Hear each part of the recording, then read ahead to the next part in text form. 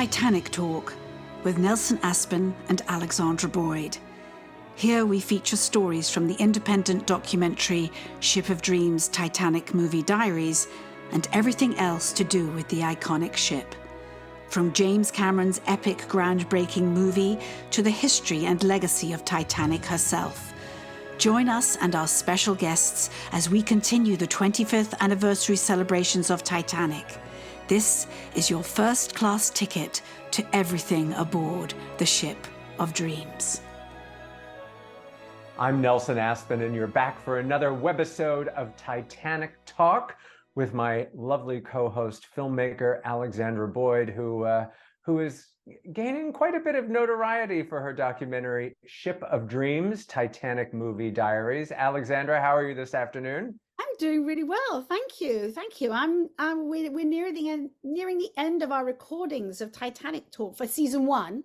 Season one. Makes me a little bit sad because we've met so many amazing people, but there'll be well, and that's just it. Like today, for example, you know, we're finding as we go through this experience of now having done 24 or so webisodes, is that one Titaniac leads you to another, and we've had so many branches off the tree now that I'm kind of losing track of how we're getting to know people, and because we're all so connected. And the newest member of the Titanic Talk family is our guest today, Greg DiNapoli. Greg, welcome to Titanic Talk. Hi, thank you so much for having me. So I'm in New York, Alexandra's on the west coast of the States, and you're in New Jersey, is that correct?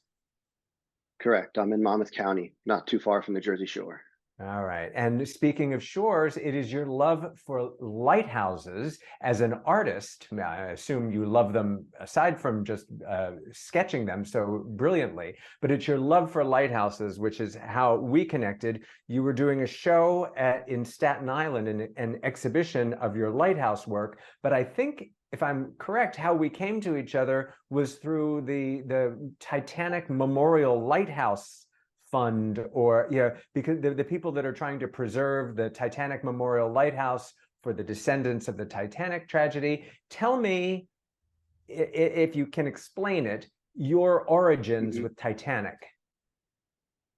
Well, I can start with lighthouses very quickly. My mother was a lighthouse person, so very young I got taken to lighthouses. My mom would always kind of con my dad into taking us to some. So at a very young age, I got really into lighthouses. And I think what really captured my imagination as a kid was how big they were. They had bright shining lights. They were old. And I thought that was really cool. And it kind of got me into, I think, big architecture. Living close to New York City, I then got into the Empire State Building and the Twin Towers. And I'm like, lighthouses are big, but these things are enormous. And then in fourth grade, I took out of the library Exploring the Titanic by Robert Ballard. I'm sure a lot of people know that one. And it fed right into you've now dated yourself though by saying in the fourth grade, so we know you're still a baby. Well, that was in 1988 or so. I was in fourth grade. So anyway, I think my love of things that are big, it fed into my imagination of the big. The Titanic was huge, it was gorgeous, it was unbelievable. How did it even float to begin with? How did they design it? How did it fail? How did it get destroyed so quickly? I immediately became obsessed. So as my parents will attest, I became obsessed with the Titanic. I collected every book imaginable. I was always watching TV. They would have because the wreck had been discovered not that many years before, and more images of it were coming out in the late 80s. There was National Geographic specials. I was recording them on VHS, and my dad would always joke that I'd wear the tapes out. I wanted to know everything I could about it. So yeah, that's kind of how I've interesting, because it wasn't just the design. It wasn't just the design aspect. There was an element of the nautical as well, I guess, from your lighthouse, and then architecture from the building. So you had sort of a trifecta. It all kind of came together for me. Was it Ken Marshall's incredibly detailed and real renderings of the ship and the wreck that inspired you to become such an amazing artist? As a kid, I think it took me a while to even realize they were paintings. I'm 10, 11 years old, and back then that's all you had. You didn't really have the CGI and everything that's coming out now of the ship. You just had these paintings, and they were like wow, somebody actually painted those. And immediately became obsessed with Ken Marshall. He was a big influence of mine. Um, if you see my work, you definitely can see the photorealism in it. My work gets confused with photographs all the time. I definitely think studying him at a young age kind of led me into recreating reality as Have you best I met him? could. So yeah, definitely. No, no, I would love to. You will. I have no doubt you will someday. And he's a marvelous guy, and what an ambassador for Titanic. But even in Yeah, James Cameron's Titanic, those epic shots of Titanic at sea with the dramatic skies are such a testament to Ken's work as well. And your work, and you work primarily in pencil. I see on your website. pencil. Yeah. It is. I'm not art educated, but you say photorealism. Is that the right way to Mhm. describe it? Yeah, that's a term, photorealism. Yeah, yeah. Did you go to art school or are you self-taught? I went to school for graphic design, so not specifically fine art. I didn't even really take up drawing until after college. Serious. I mean, I always drew, but never like seriously. It was only about 10 years ago where I decided to like really see how far I could take it and how good I could get at it. I'm still trying to get better.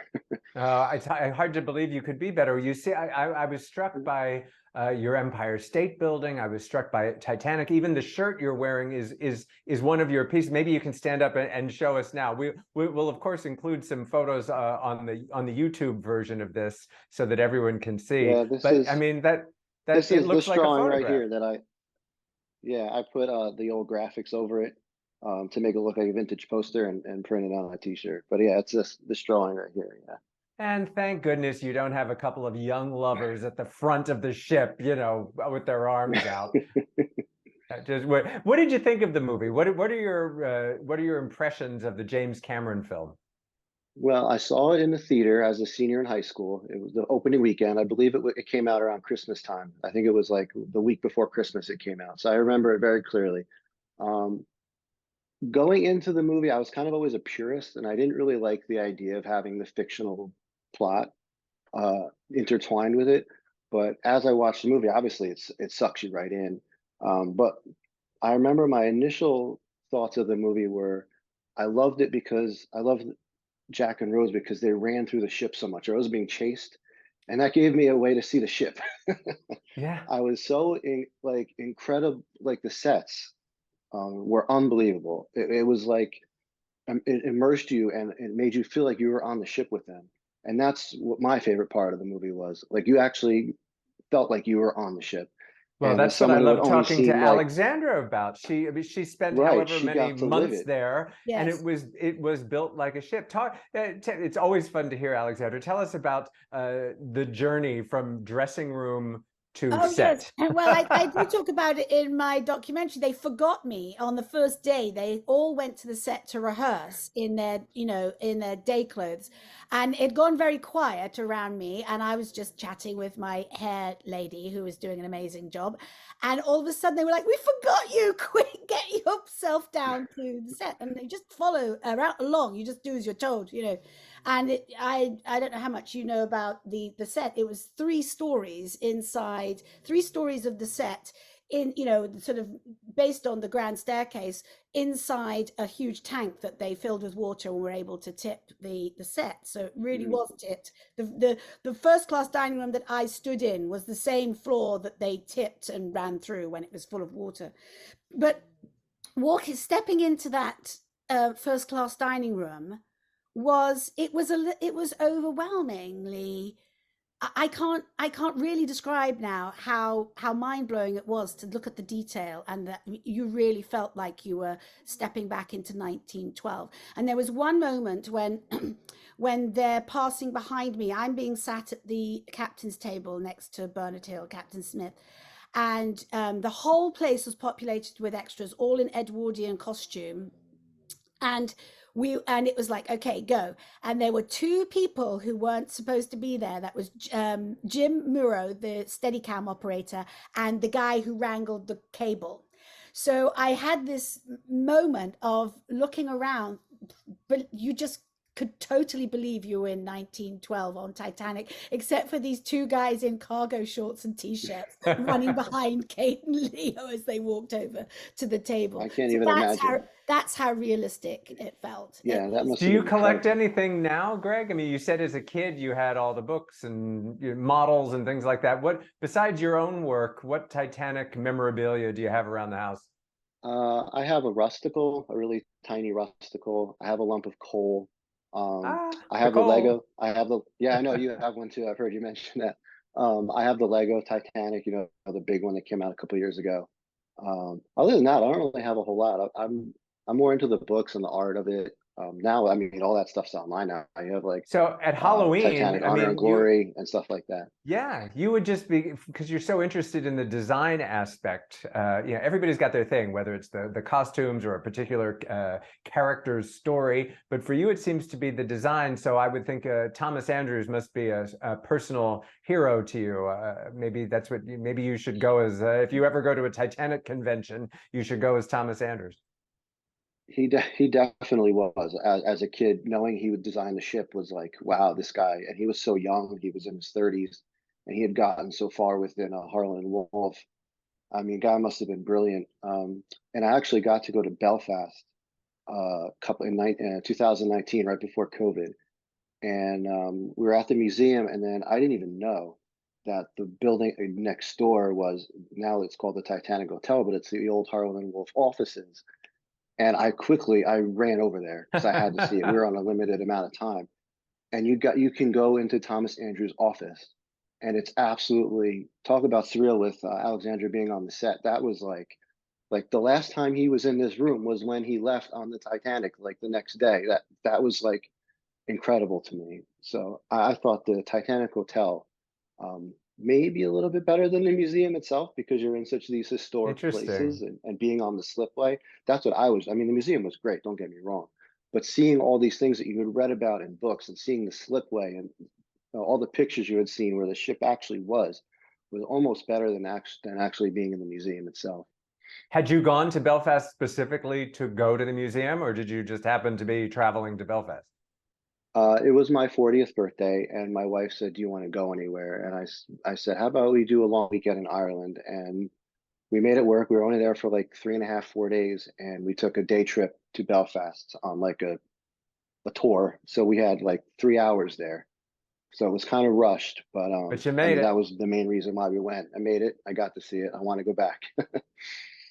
With more You have time. to go to Cove. We interviewed Michael Martin, who does the walking tours of the last port that Titanic stopped at Right. before she sailed, and he tells a very similar story about these railings were here in 1912. All the Irish people who walked along this path, they would have put their hands on this railing, this pub, this office. This was the last place people. And he said because they haven't, they haven't developed the town in any way, and now he's a big sort of proponent of not developing or Just changing leaving anything it because alone. of the Yeah. history, because it's like if these walls could speak. That's what I'm hearing you say Right. when you're talking about Yeah. That Thomas kind of Andrews' stuff is house. so cool to me. Yeah. Well, Yes. and that includes New York, even though the ship never got here. There are so many significant places of interest here in New York City as they relate to the Titanic, whether that's Macy's department store, which was owned by the Right. Strauss family,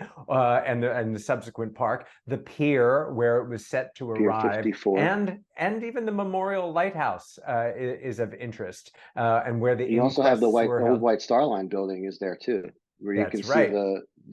the engravings on the wall of all the ports and everything. It's really And have cool. you sort of done the Titanic tour around Manhattan and seen all these places? Here, most of them, yeah. What about I the actually just Memorial got to Lighthouse? go on the anniversary to see the Memorial Lighthouse. I went with a group. I actually got to meet some of the descendants because it was the anniversary of the sinking, and they were there. And it was really cool. Tell Yeah, us and about they're that. actually restoring it now, which is great. Well, I became friendly with Adrian Saker, who was the founder of the Titanic Memorial Lighthouse group that's working to have it restored. It was on top of a building. It was actually started by Margaret Brown. She started collecting donations on the Carpathia for a Titanic memorial to be built in New York City. So by her pushing, she got donations, and they started construction almost immediately on top of the old Siemens building, which is not far from South Street Seaport. That building is no longer there. So the lighthouse was built. It was a working lighthouse. It had a navigational light. And then they tore the building down in the 60s, and they didn't know what to do with the lighthouse. And it was important. It was the first Titanic memorial in the United States. So they actually took it down and they moved it to South Street Seaport. It looks nothing like it used to. It's basically on a concrete slab with the top, which it's kind of in bad shape. And Adrian became passionate about this project, and he's worked really hard. And they are supposedly starting to bid out the restoration process and get it underway. So I'm very excited to see how that comes out. And I got invited to a ceremony there by Adrian, and as well as the descendants. And I got to talk to a lot of the descendants, which was really cool. Such it was as, just a great day. drop some names for us. Notably, I think Joan Barry made the biggest impression on me. She was Father Byles' great niece, and I know you had the actor that played Father Byles on your podcast a couple James weeks Lancaster, ago.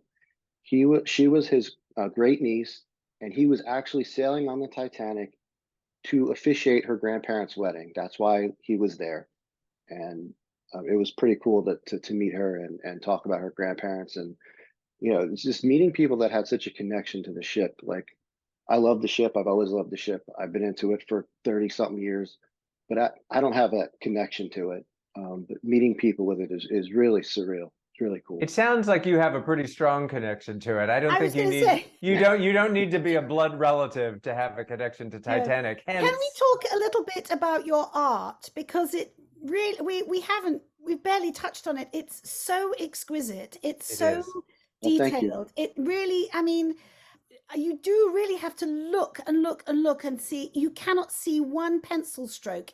I know you said you trained as a graphic designer, but are there classes to do such photorealistic pencil drawings, or have you just practiced and practiced? I mean, I never really took classes to get to where I am now. As a kid, I did. But I mean, I wasn't that skilled until, like I said, about 10 years ago when I started taking it more seriously. Basically, the internet kind of taught me a lot of what I know. Just with social media now and YouTube and whatever else, you see other artists, you see what they do, and you talk to them, and you network and whatever, and you just I mean, it's practice, practice, practice, practice. It's developing the eye for proportion, for contrast. And I've always liked pencil because it's black and white. It's very simple, and you can create really impactful pieces just with blacks and whites, the difference between light and darks, which is called value contrast. And that is really important in my work. I really try to push that to make everything kind of pop off the paper and make it kind of look like an old photograph. I'm always interested in what makes an artist, and I consider art, of all kinds, what scenario you need to create for yourself in order to be productive. Like if I'm working on writing something, I have to exercise. I have to have X amount of coffee. I have to sort of set the scene in my office. I need silence. What scenario is your ideal work situation? Well, to start, I need a reference, or I have an idea that really I get excited about, because these drawings take so long.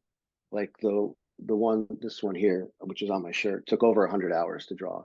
So if I'm not excited about the subject, like I don't get very far.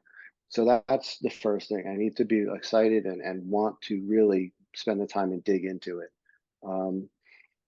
They take months because it's not my full-time job. So I work on it as I can, a couple hours here, an hour there, whatever. So sometimes on the weekends, I can just be walking by a drawing that I'm working on. I'm like, that looks wrong. Let me fix that. And then I spend an hour on it, so that's just kind of how I like to play music and stuff like that. But in general, it's just the excitement of pushing myself, seeing how far I can take it really gets me going. Not your full-time job, but on your website, there's a very long list of awards you have received and accolades.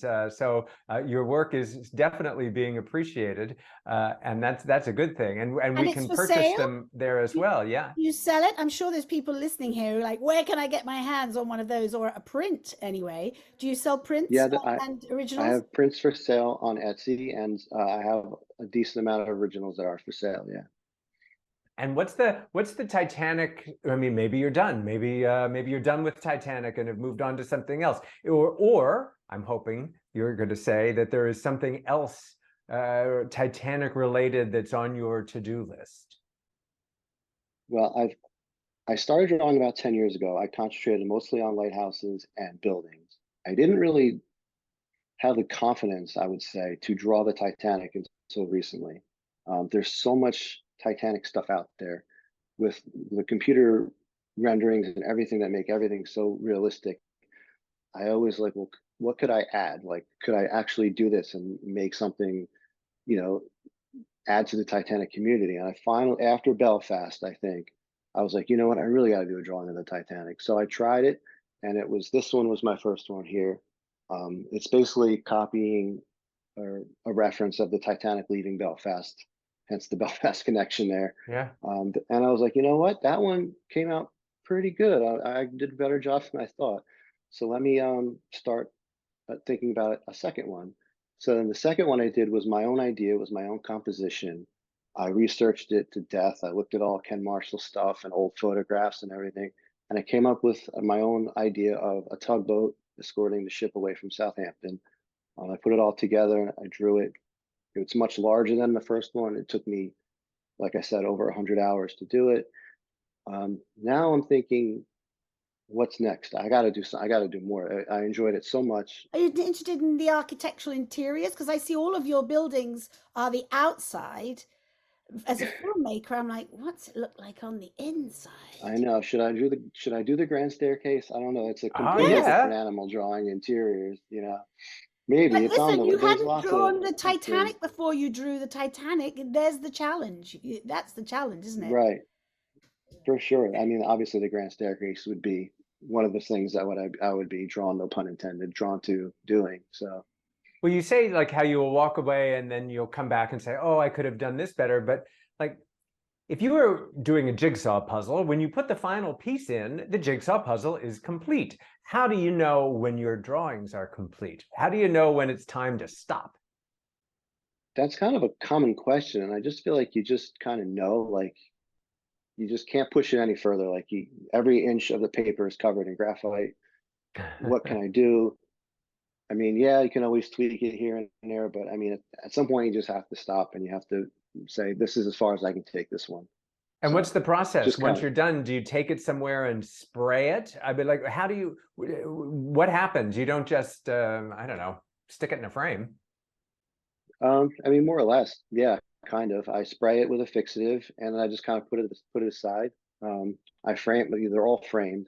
And then I try to get into shows where I could, you know, have them exhibited and stuff like that. And that's all. Put them on my website. I make prints of them, so I have to scan them at a very high resolution. So yeah, and then they just kind of go to the side and So start on you the next one. haven't sold any of the originals. There's going to be somebody out there who's going to make you an offer for your originals. It's so beautiful. Can you part with Yeah, them? these Would two. you be willing to part with them? Probably this one I would part with. That one I have currently for sale. Yeah, this one I haven't decided I'm going to part with. That one may go in my house. We'll see. As of now, it's not for sale, but that one You know, definitely is. what to have a Titaniac in the house, we can testify to that, and anybody that's still listening to this podcast 20 minutes in can testify to that. But to live with a Titaniac is a special virtue. Tell me about your family's reaction to Titanic. It sounds like your wife was very obliging. Where do you want to go for your birthday? Belfast? Let's do it. Yeah. Tell me about the other members of your household. Well, she wanted to go to Ireland, so I mean, it was kind of for both of us. I got 3 hours in Belfast, but I have a 9-year-old daughter. She's going to turn 10 in September, so she is interested in it, probably not to the level that I am, but she definitely Yet. has an interest in it. Yeah, yeah. She likes my drawings of it a lot. She has a couple of the books um, that, the more children-oriented books that she's read. She has a definite interest in it. My wife, she likes it, but not. She's more supportive of me as not so much as a fan. Like when the movie comes on TV and I'm flipping through, I'm like, "Oh, Titanic's on." She'll be like, "Yeah, maybe we can keep going." I'm like, She's like, "No, I'll but make this is a good popcorn. part." And yeah, exactly. It's like the original binge Um, watch, isn't it? yeah, pretty much. Is it too adult for her, or just she hasn't seen it yet? I've shown her clips because I have it on my iPad. So I've shown her like clips, like the cool parts of the ship, or maybe a little bit of the sinking. Some other stuff I've left out for now, but yeah, she'll see it when she gets a little That older for sure. business in the car. Yeah, yeah. There's a couple scenes there. I was telling Alexandra, The how drawing, we Nelson. connected. The Yeah, drawing. He's a that's right. sketch artist. Yeah. Oh, well, never mind all of that. I hope your wife doesn't ever say to you, Greg, draw me like one of your French buildings or She's never ships, said or that. No. You'd don't be we don't want to give surprised her the any comments idea. on social media that I get though. It wouldn't Like surprise me these in are the least. exquisite. Yeah, there's all kinds of movie quotes I get when on social media when I post work. Well, one of the things that I found we had in common before we actually met on this podcast opportunity, and when it comes to lighthouses, one of my favorite places in New York City is the Little Red Lighthouse, which is at the base of the George Washington Bridge. And the Little Red Lighthouse, I think it actually was from New Jersey originally, and it was moved to I New York. believe so, and they moved it. Yeah, yeah. Right. So it's Mhm. it's a Jersey boy, it's a Jersey boy or girl, just like Right. the DiNapolis. But it was a Right. very famous children's book, and I'm struck by the beautiful artwork in that children's book, the Little Red Lighthouse and the Great Gray Bridge. And you told me that you were influenced by that as well. Yeah, I had the book as a kid. Being into lighthouses, it was one of the first ones my mom actually showed me and got. And I used to try to copy I think they were like watercolor-ish They illustrations are, and so beautiful yeah. in a mid-century modern kind of way, right? Right, right. I used to try to like, with pencil, obviously, try to copy some of the pictures of the lighthouse. So yeah, that was definitely an influence of mine too.